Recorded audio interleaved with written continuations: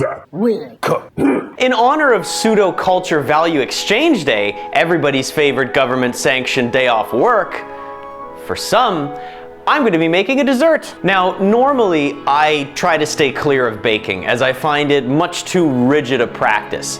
There's very little wiggle room for spontaneity and improvisation. If you even think about coloring outside the lines, calamity is inevitable, and you end up tearfully trying to salvage the remains of your once beautiful dream. For me, the best parts of desserts have always been the creamy parts. Less cake, more icing, that's what I say. And pies lend themselves beautifully to this bias of mine. I mean, they're basically just a vessel for sweetened goop. And so for me then, a cream pie is really a dessert template with near unlimited potential. One of the layers of our cream pie is going to be a buttery smooth layer of clotted cream, otherwise known as Devonshire cream. Now, I ripped off the method that I'm going to use to make it from Chef John of foodwishes.com. Now, I always think of Chef John whenever I make a cream pie. I wish it would stop. Pour 1 liter of cream into a shallow vessel and bake for around 12 to 16 hours at 175 degrees Fahrenheit. In the morning, you'll see this brown skin has formed. That's the good stuff. Chill it in the fridge until it's solid. Now, while that's cooling off, we can make our pie crust. Add your flour, sugar, and salt into a mixing bowl and whisk to combine. Then add in your cold cubed butter and grope the mixture until the butter-flour mix is crumbly and has a sandy texture with granules the size of peas and lentils. Then add in 3 tablespoons of ice water and mix it around until it's combined into a pliable dough. Then wrap it in plastic wrap and chill it in the fridge until it's nice and hard. For the bottom layer of our cream pie, I'm going to make a coconut caramel. And for that, you're going to drop about 1/3 cup of sugar into a saucepan on a medium heat until the sugar crystals melt and the liquid goes from a translucent to a dark amber. Then add in your cream and stir until incorporated. Toss in your coconut oil and salt. Stir that around until it's thick and then transfer it to a bowl.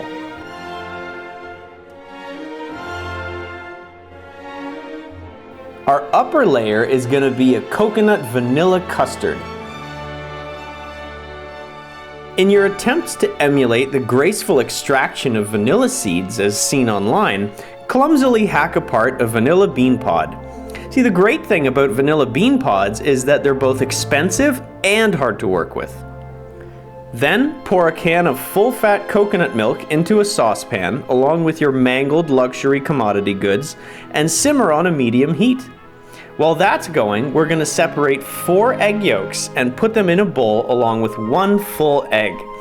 Then mix that up with sugar and cornstarch as a thickener until it's combined and slightly aerated.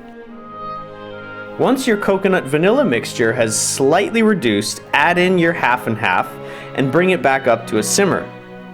Then, to temper the eggs, meaning to bring them up to temperature gradually so as to avoid scrambling them, drizzle in a few ladlefuls of your hot mixture, one at a time, and then pour the mix back into the saucepan. Then simmer until thickened to your liking and strain through a sieve so you don't get any bark from the vanilla pods. Set that aside to cool. Next, take out your pie dough from the fridge so it softens ever so slightly, and then flour your work surface and roll it out until it's about as thin as a pie shell.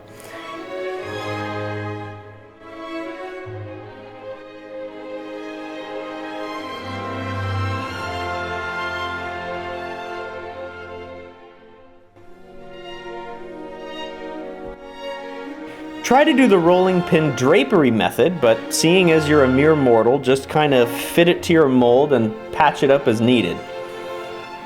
Next, what the bakers call blind baking, but what I have trouble differentiating from just baking. Line your pie dough with a circle of parchment paper and then some aluminum foil and weigh it down with something to prevent it from rising. I use barley, but you can use whatever you've got going on in your life to weigh it down. Dried beans, pie weights, alcohol addiction, an unwanted child. Stick it in the freezer for at least 30 minutes, then bake it at 425 degrees Fahrenheit for 15 minutes.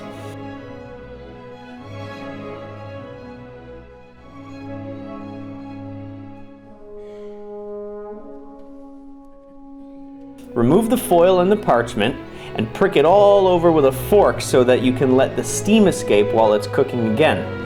Then brush it down with an egg wash mixture made from cream and a single egg.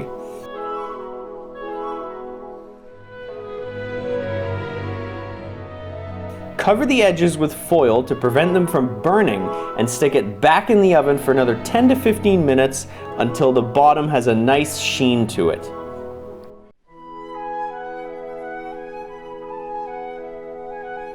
Once your clotted cream has cooled, drain off the liquid, which is delicious in coffee by the way.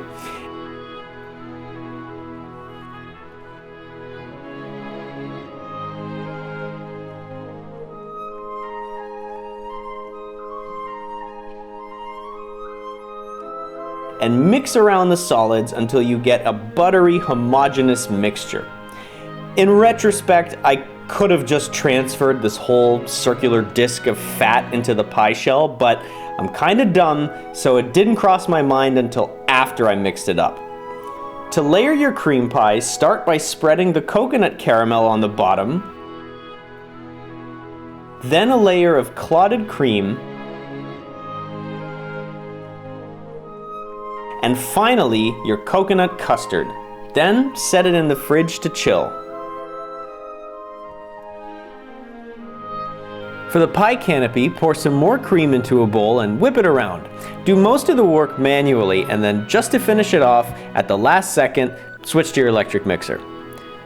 Blob some blobs onto your pie and smooth it out. Then for a little textural contrast, shingle the surface with various nuts. I'm using toasted coconut slices, some ground pecans, and some toasted almond slices.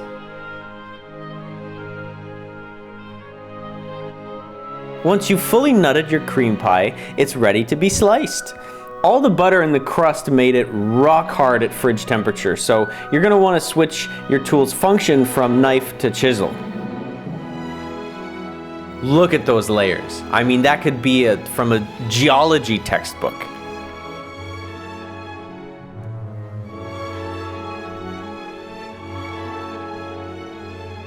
Well, nothing left to say except let's try it. I mean, that's spectacular. This is really good right now. My brain, my lizard brain is telling me keep going, but I'm probably gonna go to bed right after this. To sum it up, I mean, this is pretty incredible. It's sweet, it's buttery, it's coconutty, it's sweet. It's a cream pie.